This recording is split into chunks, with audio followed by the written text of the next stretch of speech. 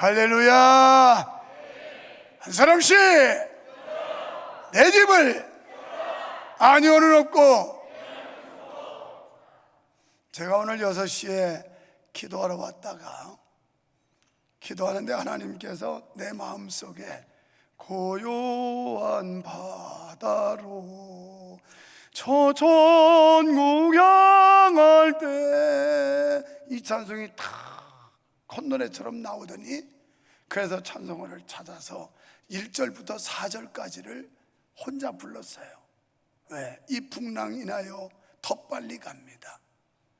교회를 개척해서 37년 동안 오면서 어떤 때는 슬픈 일, 기쁜 일, 아쉬움, 고통스러운 일, 이런 걸 거치면서 오히려 이 풍랑으로 인하여 더 빨리 간다는 이 가사가 너무너무 마음에 와닿는 거예요. 그래서 1절부터 4절까지 부르고 일부 예배 때는 제가 직접 혼자 불렀습니다. 1절부터 4절까지. 그런데 아무래도 나이도 많지 않은데 목소리도 상하고 찬양 부르는데 한계가 있어서, 그래서 대역을 시키기로, 그래서 갑자기 SOS를 쳤어요. 그랬더니 너무 당황스럽죠. 성악가들은 그런 식으로 하면 안 해요. 지금 똥배짱이니까 하는 거지 절대 안 합니다. 한번 이 가사 듣고 우리 은혜 좀 한번 나눠봅시다.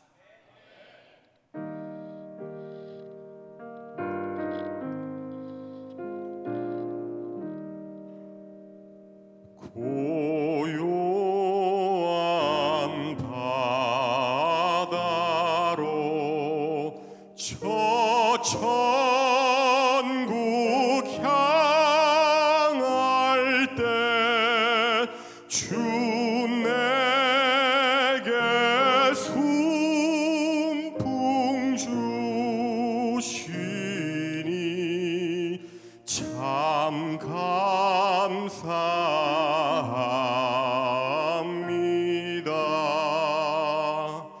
큰 물결 일어나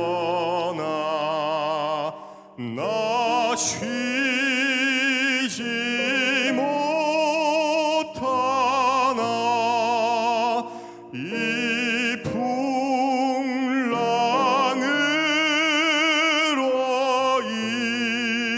인하여 더 빨리 갑니다. 내 걱정 근심을 취 없게 하시고 내 주여 어두운 영혼을 곧 밝게 하소서. 이 세상 고락간 주 뜻을 본받고 내 몸이 의지 없을 때 큰 믿음 주소서.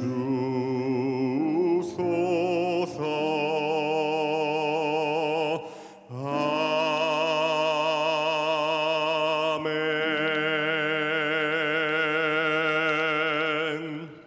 아멘. 땡큐. 원래 성악가예요. 그런데 제가 교회 오고 있는 운전하는 시간에 느닷없이 전화를 해가지고 좀 해줘야 되겠다.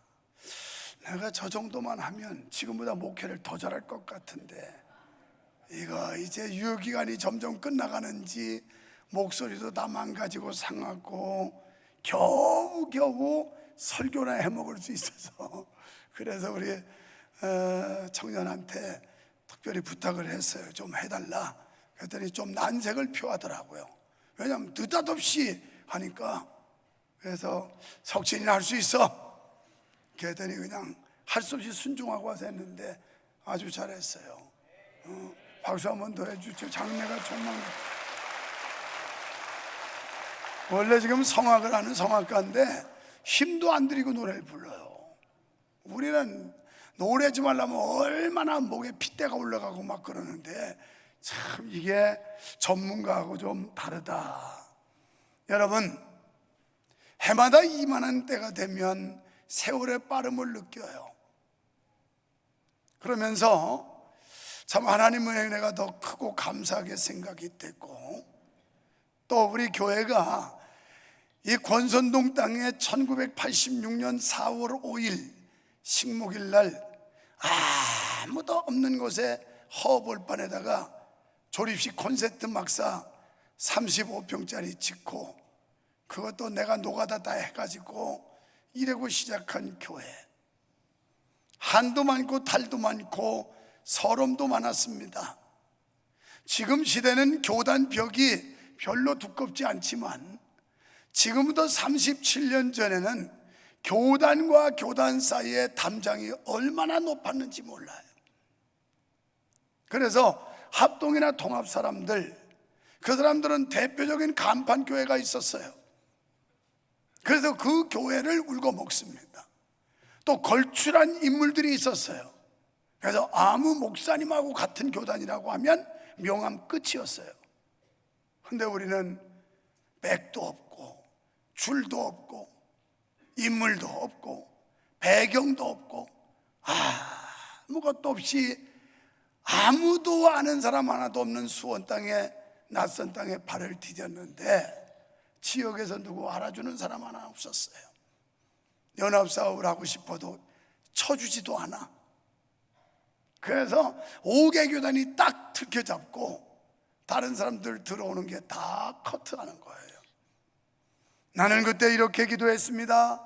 성도도 없는 맨 땅에서 하나님 아버지, 내가 이 낯선 땅에 홀로 와서 시작하지만 우리 교회가 교단을 대표할 수 있는, 적어도 수원에서 교단을 대표할 수 있는 교회를 세워주시고, 그리고 우리 후배들이 와서 어느 교단이냐고 말하면 저 수원 명성교회하고 같은 집안이라고 하면 통과할 수 있을 만큼 그런 교회를 만들어 주십시오.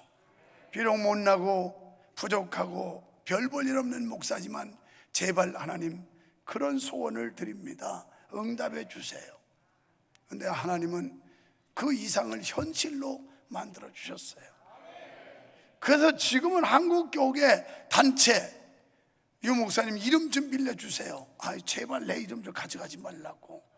그래도 이름 적자 그것만 빌려줘도 단체에 도움이 되니까 달라고 하는 단체가 한두 개가 아니라 자꾸 제가 자제를 하고 있는 겁니다. 이것은 전적인 하나님의 은혜였습니다. 유 목사가 똑똑하고 잘난 것도 아니라 하나님께서 우리 교회를 여기까지 인도하신 줄 믿습니다. 뿐만 아니라 정말 목숨을 걸고 희생하며 주의 종과 함께 동역했던 사람들, 이 사람들이 교회를 지켜줬고 교회를 세워왔어요. 가장 인상적인 사람이라면, 내가 이 역사는요 매년 한 번씩 들으셔야 돼요. 적어도 명성교회 역사가 어떤 스토리를 가지고 있는지는 아셔야 되는 거 아닙니까? 요즘 젊은 애들이 6.25 전쟁 이후에 잿더미에서 촉은 목표로 살던 우리 조상들 상상도 못하고 태어나니까 이렇게 잘 먹고 잘 사는 나라야? 이러는 것처럼 똑같죠. 내가 와보니까 명성교회 그냥 규모 있고 괜찮은 교회야? 이런 사람들에게 교회 스토리를 들려줘야 되지 않겠습니까? 그래서 1년이면 한두 번씩 이런 시간을 갖는데, 개척한 지 5년 만에 조그마한 예배당을 콘크리트로 짓고 더 큰 꿈을 실현하기 위해 9주년 때 이곳에 이 땅, 그 당시에는 1300평이었고 지금은 1600 몇십 평인지 될 겁니다. 이 땅을 사는데요 150명 모이는 교회가 땅값 10억이 넘는 돈을 여기 곡선 마을공구에서 전부 다 삼각 연대보증 쓰고 대출 받아서 땅값 만들었어요. 어떻게 보면 무에서 유를 창조한 교회입니다. 그 시절에 있던 성도들 정말 목숨을 걸지 않으면 우리와 함께 할 수가 없었어요. 교회가 부도나면 그들도 같이 피해를 입는 이런 상황이었어요. 그러다가 예배당을 짓는데 IMF 터지고 교회는 4년 반 동안 건축 진행을 못하고 부도난 교회. 다른 사람들이 볼 때 다 망한 교회, 끝난 교회였지만 하나님은 거기서 끝나게 하시지 않으셨어요. 요새 금리 좀 비싸다고요? 그때는 우리가 싸게 쓴 금리가 18%였어요. 그리고 보통 사람들 24%까지도 고금리를 쓰면서 IMF 터져서 정말 힘들 때, 지금은 이 땅덩어리만 가져도 수백억을 받아올 수 있지만 그 당시는 누구든지 집을 빌려주지 않으면 단돈 1원도 은행 돈을 쓸 수가 없어요. 개척 초기에 대출받고 조립식 지었더니 만기됐을 때 지금 뭐하냐고 그래서 교회 졌다고 그랬더니 자금 회수하겠다고. 내가 신용불량자가 됐고 은행 가서 손이 발이되게 싹싹 빌으면서 지금까지 이자 한 번 어긴 적이 있었느냐, 그리고 원금 갚아가는데 한 번이라도 기한 어긴 적이 있었느냐. 그러니 연장해 달라니까 안 된대. 교회는 담보로 인정될 수 없기 때문에 그래서 내놓으라는 거예요. 그런 수모와 아픔과 서러움도 겪었고, 그 시절 지금도 그래도 내가 인간적으로 고마워하는 게 이재철 장로, 이제 작년에 장로 됐어. 작년에 뭐 늦게 와가지고 못하는데 껍죽거리고, 개척 초기부터 황유수는 20대 초반에 신혼부부 때 우리 교회 와가지고 자기들 조그마한 아파트 필요할 때마다 빌려주고 대출 받게 하고, 또 필요하다면 집 옮긴다면 도로 주고, 또 빌려서 또 대출 받고, 이걸 반복해서 한 서너 번 이러면서 이 교회가 세워진 거예요. 아무도 그때 집 안 빌려줍니다. 왜? 집 날라갈까봐. 뭘로 보장하겠어요? 내가 그랬습니다. 여러분 걱정하지 마십시오. 만약에 교회가 감당 못해서 당신들 집이 날아갈 지경이라면 내가 목사를 포기하고 이거 정리해서 절대 경제적으로 여러분 지장 주지 않습니다. 내가 그 소신을 갖고 사니까 목사를 믿고 따라 주십시오 해서 지내온 교회가 오늘의 명성교회예요. 여러분, 이런 성도들이 희생적 각오와 헌식적 사명을 가지고 교회를 일궜기에 오늘의 이 교회가 세워지게 된 줄을 믿으시기 바랍니다. 이제 우리의 다음 세대들을 보면 우리는 안 늙는다는 생각이 들어요. 2부 예배 때 찬양대 섰습니다마는 로비에서 한번 만나가지고 너는 누구냐? 부모님은 누구냐? 그랬더니 정채윤이 동생이라고 그래요. 어머, 야, 네가 이렇게 커서 대학생이야? 네, 목사님. 아까도 어떤 학생이 들어오길래 너는 지금 몇 학년이? 고등학교? 아니에요, 대학이에요. 그래? 몇 학년? 4학년이에요. 야야, 너 그렇게 어린애가 이렇게 커서 대학교 4학년이니? 이런 다음 세대가 자라는 거 보면 우리는 안 늙는다는 생각이 들어요. 그 아이들이 벌써 수십 년 돼서 자라는 거 보면 나는 벌써 꼬부라져 가지고 늙어서 그냥 파파 할아버지가 됐어야 될 텐데 그런 거 보면 참 안 늙는구나 하는 생각도 가져봅니다. 여러분, 일반적으로 사람들은 새로운 환경을 조심스러워합니다. 그리고 새로운 세계에 대한 도전을 두려워합니다. 더더군다나 지금 안정되고 평화로운 삶 속에 있는 사람들은 더 나은 어떤 도전, 또 새로운 환경에 적응하는 걸 굉장히 두려워하고 주저합니다. 그것이 어쩌면 사람의 본능이라고 말할 수 있어요. 누구든지 안정되고 평화로운 삶을 추구하지 않겠습니까? 우리 교회가 다음 세대를 위해서, 다음 세대 놀이터, 다음 세대의 교육 공간, 그리고 다음 세대를 위해서 우리가 예배의 자유로움을 통해 주차장을 확보하자는 것 때문에 비전을 선포하는 겁니다. 비전 센터를 세우자는 그런 도전인데요, 간혹 제 곁에 주변에 있는 목사님들이 묻습니다. 목사님 자녀들 중에서는 목회자가 있습니까? 없습니다. 왜 묻는지 아세요? 목사님 그렇게 큰 교회 읽었는데 그걸 승계해서 좀 할 만한 자식이 있느냐는 말이죠. 없습니다. 내가 못하게 합니다. 그랬어요. 그런데 이제 은퇴 바라보고 나이 먹으면서 이제 뭘 하려고 그러냐고. 그냥 지금도 사람들이 부러워할 만큼 그런 큰 교회를 이루는데 뭘 또 하려고 그러냐고. 그냥 내비두고 조용히 편안하게 목회하다가 은퇴하고 나중에 후임자가 와서 지가 짓든지 말든지 거기다 주라고, 뭐하라고 고생하려고 그러냐고. 그것도 그럴듯한 이야기입니다. 여러분도 그런 생각 가지고 있죠? 목사님, 이만해도 부족함이 없는데 뭘 또 다른 도전하려고. 목사님 편안하게 계시다 은퇴나 하세요. 뭐라 그래요? 그리고 나도 싫어요. 하기 싫어요. 더 이상 쫄리기 싫어요. 지금 그런 분들이 있을 수도 있어요. 그러는 순간 우리 교회는 끝나는 거예요. 나도 때로는 그런 생각이 들 때도 있어요. 내가 무슨 내 걸 만드는 것도 아니고, 내 자식들이 내 대를 이어서 이 교회를 끌어가 줄 것도 아니고, 어차피 내 연한 차서 물러나면 그만인데 평생 빛 가운데 살아왔던 사람이 또 이런 도전을 할 필요가 있는가? 어떻게 보면 무모한 도전처럼 보입니다. 하지만 이는 지극히 인간적인 생각일 수밖에 없습니다. 우리 교회가 끊임없이 도전하지 않는다면 변화와 발전을 기대할 수가 없을 것입니다. 지금 우리가 구상하는 비전센터, 이 비전센터는 예산이 100억 이상 듭니다.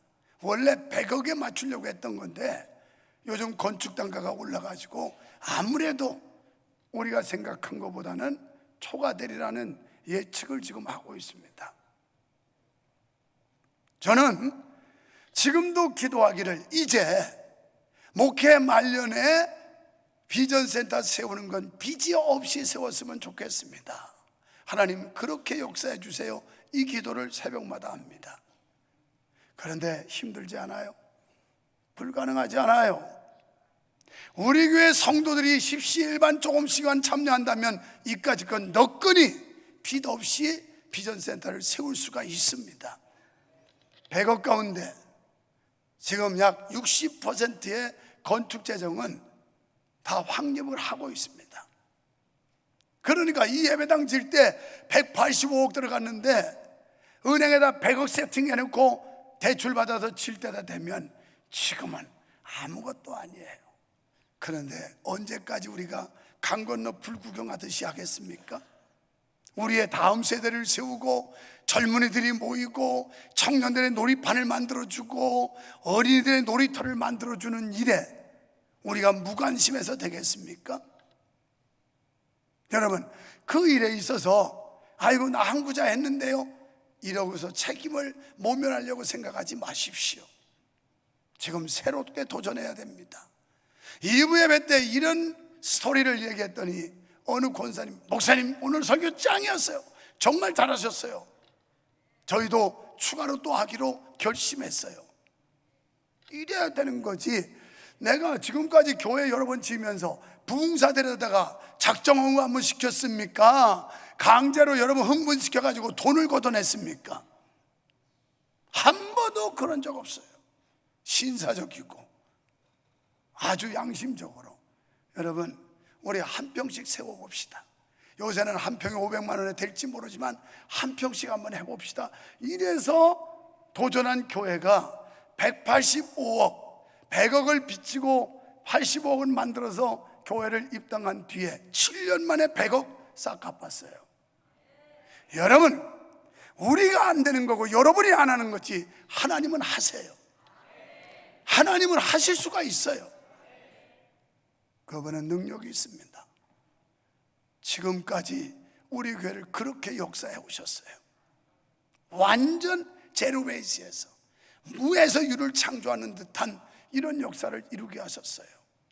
지금은 60%의 건축금을 다 비축을 해놓고 이제 연말에 도적을 하는데, 그때다 되면 얼마나 쉽겠어요. 거기다가 또 그건 별도로 했습니다. 지금 교회가 매월 조금씩 적립하는 거 있어요. 담임 목사 퇴직금일 나는지 전별금일 나는지, 나중에 은퇴할 때 우리 목사님 평생 청춘을 쏟아붓고 교회를 이렇게 번듯이 세워서 참 고맙다, 이런 마음으로 전해준다고 지금 조금씩, 그건 여기다 건축비에 포함한 거예요. 그것도 떠야 될까? 그러지 마요. 나중에 목돈도 못 만들면서 무슨 소리 하고 있어요. 여러분, 우리 교회 저력 있는 교회예요. 150명 출석할 때도 그 일을 했고, IMF 때 부도난 교회처럼 보이는 4년 반 동안도 견뎠고, 결국 하나님이 함께 하시니까 되더란 말이에요. 2주 전 금요일이었습니다. 저 뒤에 앉아 있는데 우리 큰손녀 지우가 무슨 종이를 하나 들고 오더니 연필을 가지고 체크를 해요. 그래서 옆으로 이렇게 봤어요. 그런데 이걸 갖고 와가지고 동그라미를 이렇게 긋고 있는 거예요. 그래서 얘가 왜, 아니 뭘 하는 거지? 봤더니 이지유, 이하유, 이찬유, 자기네 3남매 이름에다가 체크를 해요. 이상하다. 주일학교 교육부서 아이들이 헌금한 게 여기 명단에 나올 리가 없는데 왜 얘들 이름이 들어갔을까? 의아했는데 순간 보니까 비전센터 건립금 한 구자를 한 명단에 자기 이름이 들어간 거예요. 세상에 초등학교 4학년 아이도 여기에 관심이 있더라고요. 그 아이가 자기 이름이 여기 들어왔다는 것 때문에 체크를 하고 있더라고요. 그래서 2부 예배 마치고 1부 예배 마치고, 여보, 우리 손자들, 친손자들 이름은 있나? 지호, 지원이는? 그러고 명단을 확인해 보니까 둘째 손자는 늦게 태어나서 아직 못했어요. 여러분, 지금 현재로 보면 그 아이들이 여기 와서 비전센터 세웠다고 예배할 아이들 아닙니다. 미국 시민권자예요. 그러나 우리가 자식의 미래를 위해서, 교회 다음 세대와 하나님의 역사와 하나님의 영광을 위해서, 아이를 위해서 교육보험도 넣고 생명보험도 넣는다면, 우리는 영적으로 하나님 앞에 보험 넣는다는 심정으로 지 엄마 아빠는 맥부자시겠고, 그 아이도 두 번째 태어난 이제 돌 지나가지고 얼마 안 돼서 이번에 나오면 4월 달에 며칠 있다 나오는데, 나오면 그 아이도 할 겁니다. 명단 보십시오. 목사와 인척들이 얼마나 앞서서 헌금을 하고 있는지를. 목사가 지금, 여러분, 지금의 현상만 보면 우리 목사님 출세했어, 성공했어, 목회해가지고 호강하고 있어. 그 과정과 여정을 보면 그런 말 함부로 하면 안 돼요. 이만큼 교회를 세우기까지 전신간력을 다했고 목사님의 생명을 바쳤는데 지금 저 열매 그것 좀 누린다고 그걸 우리가 비난하냐? 이건 정말 기본이 안 됐다. 이래야 옳은 거지. 목사님 뭐 세상적으로 봐도 출세했네 막 이러면서 그러지 마세요. 여러분 모르는 눈물 많이 흘렸고, 여러분 모르는 고통과 아픔 많이 겪었고, 오늘 새벽에 일어나서 가만히 묵상하는데 이 땅에 산이 집중호우가 내리면 그냥 흙이 다 마당을 덮쳐버리고, 우리가 반생이 들어가면서 거푸 집주고 옹벽 싹 다 터져버리고, 그런 시절이 주마등처럼 확 지나가는데, 그 시절 부교육자 중에 가장 고생한 사람이 지금 원평교회 담임하는 유영호 목사, 그리고 부산에서 교회 세워가지고 건축 크게 하고 목회 잘하는 부산 명성교회 황원규 목사. 지금은 이 교육자들은 놀고 먹는 거예요. 놀고 먹어. 수영관에 1년에 그저 한두 차례 부욕 가면 뭐 입이 이만큼 나올지 모르지만 그때 같았으면 견디지도 못했어요. 한밤중에 갑자기 산이 무너지고, 그러면 저 김성미 집사 아버지 김석준 장로님 천국 갔는데 지금도 눈에 선해요. 유일하게 포크레인 하나 가지고 있는 사람이 그 사람밖에 없었어. 그 밤중에 털털거리고 와가지고 흙을 걷어 올려야 되고, 왜 도로를 다 쓸어 덮으니까. 이런 교회 스토리를 여러분이 압니까? 이렇게 여러분이 평화롭고 안정된 교회에서 예배하면서 그런 과정이 있었다는 걸 알고 있습니까? 저는 오늘요, 사실 믿음의 눈이 필요한 때라고 주고는 나가 있어요. 원래 여기가 좋사오니 이 제목이 원래 오늘 할 설교였어요. 그런데 새벽 기도하다가 또 다른 은혜가 돼서 바꿨다가 어제 오후부터 오늘 아침까지 계속 고민했습니다. 이 두 편의 설교 중에 어떤 걸 오늘 해야 될까? 기도할 마음으로 고민하다 원래대로 돌아가고 새벽 5시에 문자는 카톡으로 원래대로 오늘 마태복음 17장 1절로 8절 여기가 좋사오니 이걸로 한다, 이래가지고 바뀐 겁니다. 그래서 주보의 내용이 본문과 제목이 바뀐 거예요. 나머지 완성된 그 설교는 부활주일 지난 뒤에 다시 후속편으로 하게 될 겁니다. 이제 여러분, 지금까지 강제적으로 우리가 모금하지 않았어요. 억지로 하라고 압박하지도 않았어요. 기쁜 마음으로 했어요. 성도들이 기쁜 마음으로, 그래, 내 차 세우는 주차장 나도 한 평 만들어야지, 내 자식이 뛰어놀 공간 나도 한 평 만들어야지, 이러고 만들어진 교회가 오늘의 이 교회예요. 저쪽 건물은 이제 수완이 닫아서 여름 되면 줄줄 새고 고쳐야 되겠지만 어차피 새롭게 도약할 거기 때문에 고치지를 않았습니다. 우리 건축위원회 총무되는 김성남 집사님이 대략 어떤 구조로 어떻게 우리가 비전센터가 세워지는지 짤막하게 여러분에게 소개를 할 겁니다.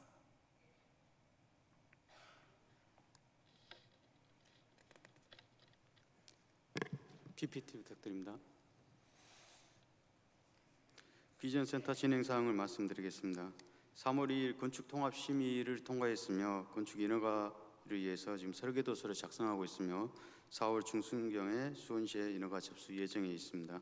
지금 보시는 투시도는 경관 심의를 통해서 최종 확정된 투시도입니다. 다음. 우리 교회는 믿음동, 사랑동, 소망동으로 구성되어 있으며 소망동을 철거하고 그 자리에 비전센터를 건립하고자 합니다. 비전센터를 건축하고 나면 주변 현황에 관련된 조감도입니다. 다음. 롯데마트 방향에서 바라본 모습이 되겠습니다. 다음. 오산 방향에서 바라본 모습이 되겠습니다. 다음. 영통 방향에서 바라본 모습입니다. 다음. 비전센터의 배치도입니다. 믿음동, 사랑동 비전센터가 되겠습니다. 다음. 비전센터는 지하 3층, 지상 7층으로 되어 있으며 연면적 약 2,400여 평으로 건축 예정입니다. 지금 본 믿음동까지 포함하게 되면 6,300여 평이 됩니다. 다음. 배치도입니다. 다음. 지하 3층 평면도입니다. 주차장으로 사용됩니다. 다음. 지하 2층 평면도입니다. 이것도 주차장으로 사용되어집니다. 다음. 지하 1층으로서 식당과 주방이 들어서면서 저희들이 지금 기존에 사용하고 있는 소망도보다 더 넓은 쾌적한 식당이 되겠습니다. 다음. 1층 평면도입니다. 1층에서 2층으로 올라가는 램프와 지하 1층으로 내려가는 램프로 구성되어 있으며 이것도 주차장으로 사용되어집니다. 다음. 지상 2층으로 주차장으로 사용되어집니다. 지상 3층 평면도입니다. 이곳은 성교원으로 사용되어집니다. 다음. 지상 4층으로서 교육관으로 사용되어집니다. 지상 5층입니다. 이것도 교육관으로 사용되어집니다. 지상 6층은 교육관으로 사용하면서 또한 체육관으로 사용되어지게 되겠습니다. 체육관 면적은 지금 신두리에 완공되어 있는 체육관보다도 면적이 더 넓은 면적을 확보하였습니다. 다음. 7층입니다. 지금 7층은 북카페라든지 또한 이제 옥상 정원으로 지금 사용할 예정이 있습니다. 다음.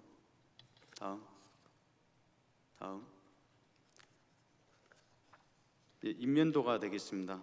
영통 방면과 롯데마트 방면에서 바라본 인면도가 되겠습니다. 터미널 방면과 오산 방면에서 바라본 인면도입니다. 우리 비전센터에 대한 색채 계획도입니다.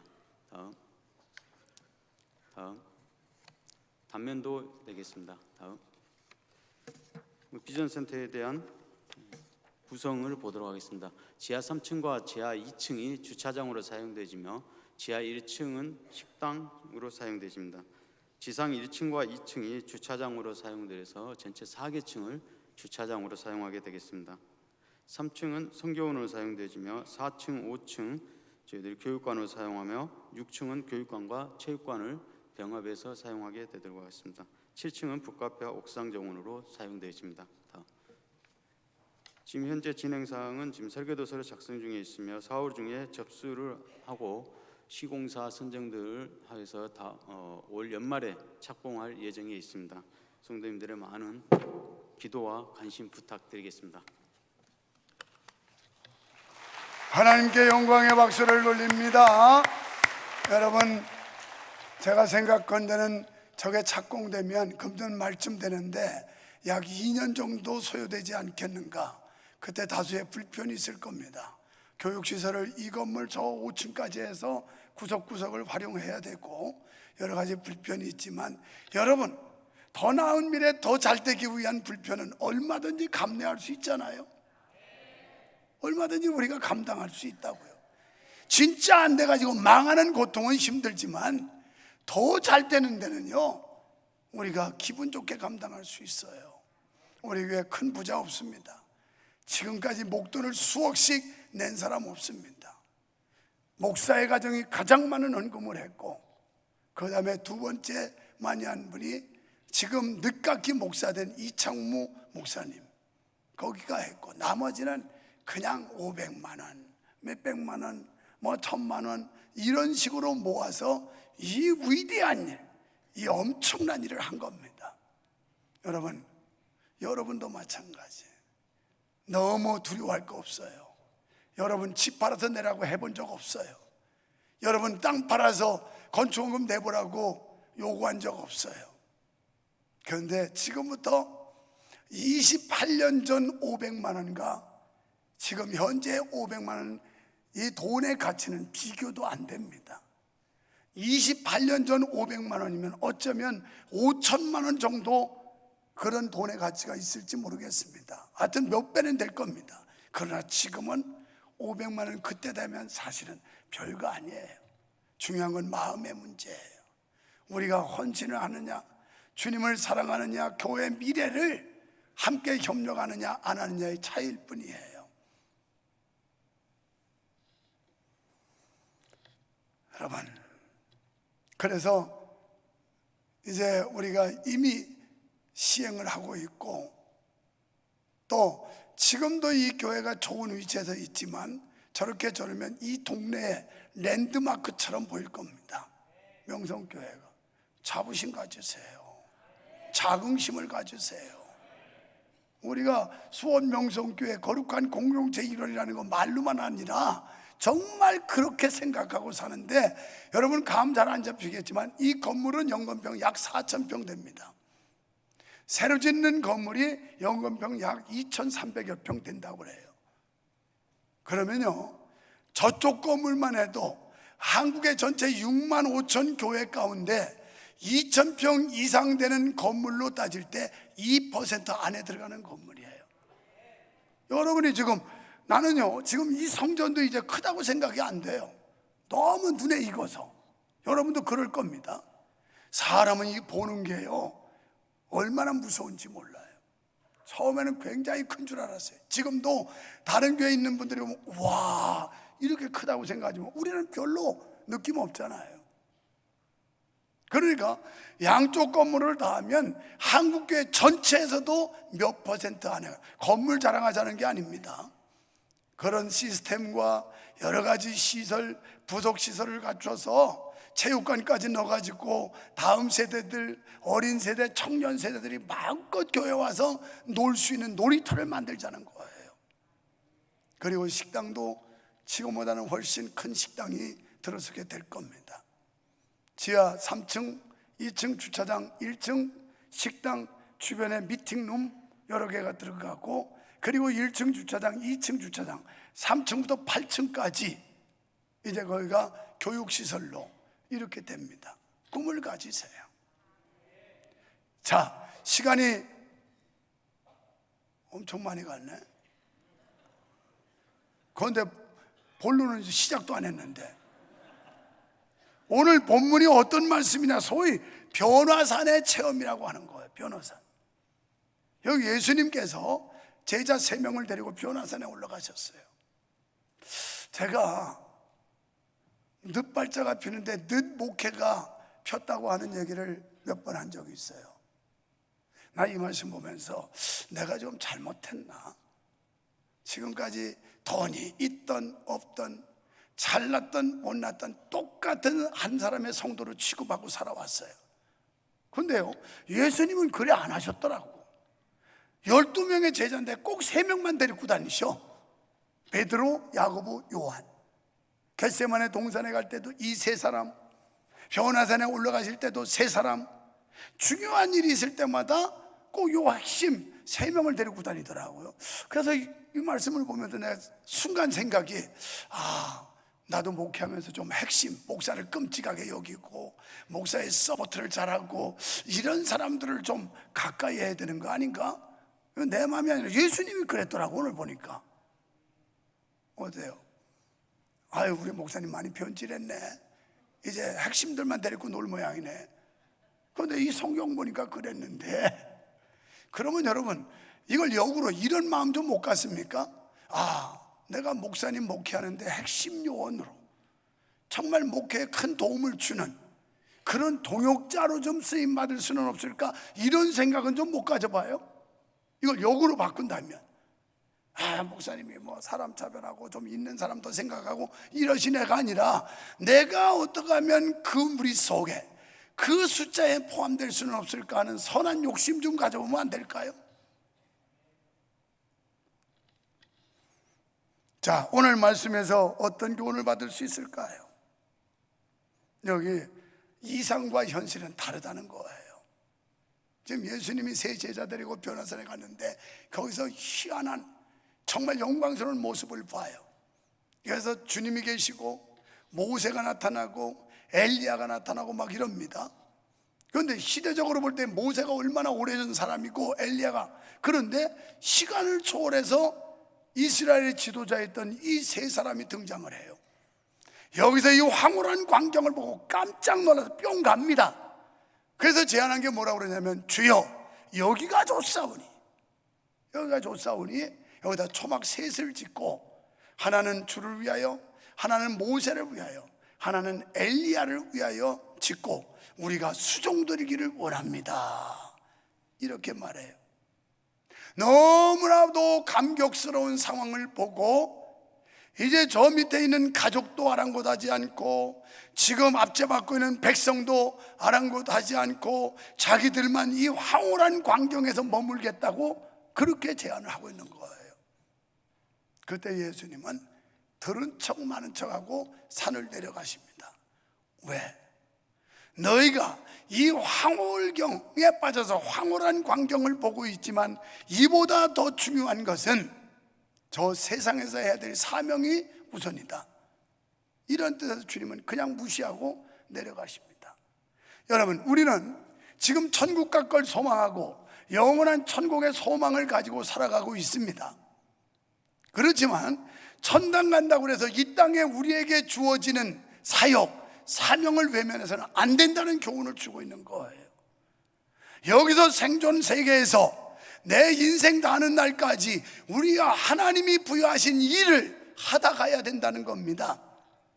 믿으시면 아멘 합시다. 두 번째는 믿음이란 결국 장래일을 보는 것입니다. 아브라함은 믿음으로 장래일을 보았다라고 히브리서 11장 15절로 16절에 말씀해요.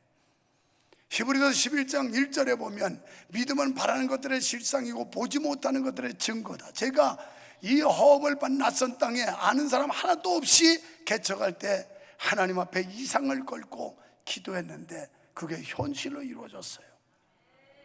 이 믿음의 능력이라고 하는 것은 이상을 현실로 만들어가는 겁니다.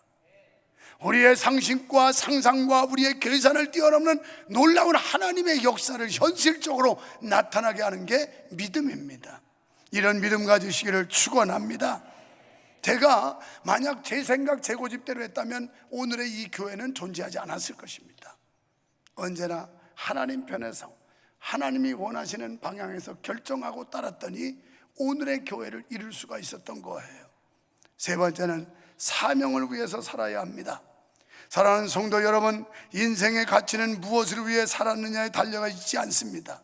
어떤 학교를 나왔느냐, 또 집안이 뼈대가 있는 가문이냐, 얼마나 큰 저택에 사느냐가 아니란 말입니다. 이런 면에서 우리는 자신의 변화에서는 내려와야 합니다. 여기서 안주하려고 하고 더 이상 도전하지 않고 더 이상 노력하지 않으려는 이 변화산, 나만의 변화산에서 내려오지 않으면 안 된다는 거예요. 대개의 사람들은 머물러 있기를 좋아합니다.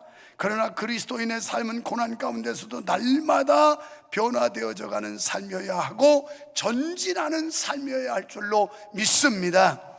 이스라엘 백성의 경우를 보십시오. 출애굽하여 광야 40년 그 고난과 역경을 통과한 뒤에 요단강을 건너야 하고 여리고성을 무너뜨려야 하고 가나안 7족속과 싸워야 되고, 그래서 비로소 그들은 약속의 땅 가나안을 차지할 수가 있었습니다. 우리가 영원한 약속의 땅 가나안 천국에 갈 때까지 우리는 끊임없는 고난과 연단 속에서 우리의 믿음을 단련해야 되고 우리에게 주어지는 하나님의 명령을 수행하면서 사명을 감당해야 될 줄로 믿습니다. 왜일까요? 그것이 우리에게 주어진 사명이기 때문입니다. 이러한 사명을 성취하기 위해서는 대단한 인내와 믿음이 필요합니다. 어떤 이가 말하기를 선은 최선의 가장 큰 적이다, 이 말이에요. 이것 때문에 최선을 다하지 않는다는 거예요. 오늘 우리는 최선을 다합시다. 여기가 좋으니 하며 안주할 때 장차올 영광을 잃어버리게 됩니다. 우리는 쉽고 편안한 것, 즉각적으로 만족을 얻을 수 있는 것을 좋아합니다. 그러나 대가를 지불하지 않는 것은 결코 좋은 것을 얻을 수가 없는 것입니다. 우리 교회가 지금까지 비싼 대가를 지불하지 않았다면 오늘의 이런 교회는 이루어올 수가 없었을 것입니다. 사랑하는 성도 여러분, 오늘 우리에게는 매일매일 선택의 기로에 서 있습니다. 어떻게 살 것인가? 누구를 위해 살 것인가? 하나님을 위하여 혹은 자신을 위하여 아니면 주님을 위하여 결정의 순간을 만나게 됩니다. 그렇다면 자기 자신의 십자가를 지고 주를 쫓을 것인가? 아니면 모든 것을 배설물로 여기고 주님을 선택할 것인가? 그렇지 않다면 옛 습관에 젖어서 여전히 교회 생활을 등한시할 것인가? 아니란 믿음 생활을 계속하면서 만족해야 할 것인가? 아니면 내가 져야 할 십자가를 용기 있게 지며 그 십자가를 붙들 것인가 하는 등등의 선택이 기다리고 있습니다. 위대한 인도의 선교사 윌리엄 캐리는 이렇게 말했습니다. 하나님으로부터 위대한 일을 기도하고 하나님을 위하여 위대한 일을 시도하라.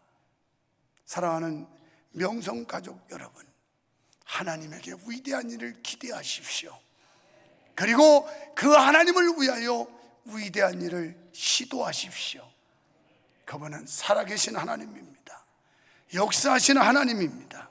보상하시는 하나님입니다. 우리의 가슴이 뜨거워져야 합니다. 주를 위한 일이 무엇인가? 위대한 일, 숭고한 일, 아름다운 일, 섬기는 일, 참된 일을 계획하고 선택하라는 것입니다. 여기가 좋사오니 하고 이 자리에 머물러서는 안 된다는 겁니다. 이만큼 했으면 됐지 않은 안주하는 생각도 깨뜨려야 된다는 겁니다. 편하게 믿음 생활하는 것이 여러분의 목표인가요? 그것은 매우 위험한 일입니다. 저도 편안하게 목회 마무리할 수 있습니다. 하지만 또 다른 도전을 하는 것은 아름다운 장래를 우리 것으로 만들기 위함입니다. 하나님이 예비하신 엄청난 축복을 우리 것으로 찾기 위함입니다. 7절에서 예수님은 손을 떼시며 일어나라, 두려워하지 말라. 오늘 이 시간 우리에게 이 음성을 들려주십니다. 사랑하는 명성교회 성도야, 일어나라. 두려워하지 말라. 여러분이 집 팔아낼 것도 아닌데 너 두려워하지 말아라. 네가 믿음이 있어서 아파트를 팔 것도 아니잖아. 명성교회 비전센터 세운다고 네가 무슨 엄청난 대출 받아 낼 것도 아니잖아. 일어나라. 두려워하지 말아라. 내가 한다. 하나님이 하십니다. 하나님은 사람을 통해 일하시고 하나님은 사람을 통해 영광을 받으십니다. 하나님의 위대한 일, 그 하나님은 37년 동안 한 번도 나를 실망시킨 적 없습니다. 사람들은 종종 무리를 지어서 실망시킨 적이 있었지만 하나님은 한 번도 우리를 실망시키지 않습니다. 신실하신 하나님을 믿으세요. 실망시키지 않는 하나님을 따르세요. 그 하나님에게 소망이 있으며 축복이 있으며 영생이 있음을 믿으시면 아멘 합시다.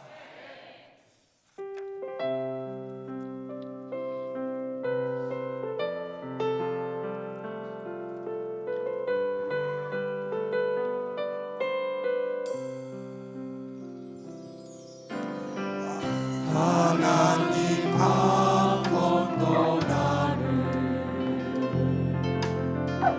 실망시킨 적 없으시고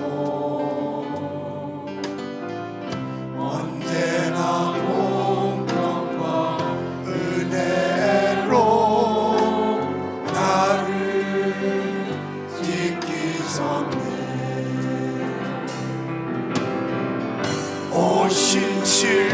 신실하신 주, 오 신실하신 주, 너를 떠나지도 않으리라. 내 너를 버리지도 않으리라.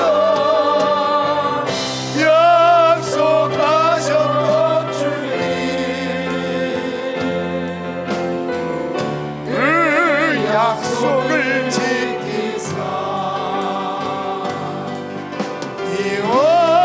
이후로도 영원토록 나를 지키시리라 확신하네. 지난 37년 동안 지나온 모든 세월들 뒤돌아다 보면 하나님의 은혜가 아닌 것이 없습니다. 그 어느 것 하나 주의 손길 안 미친 것 전혀. 아멘. 하나님은 신실하십니다. 신실하신 오 신실하신 주, 내 너를 떠나지도 않으리라. 내 너를 버리지도 않으리라. 약속하셨던 주님, 약속을 지키사 이후로도 영원토록 나를 지키시리라 확신. 이후로도 영원토록, 이후로도 영원토록 우리 교회를, 내 가정과 사업을 확신하네. 하나님 아버지 감사합니다.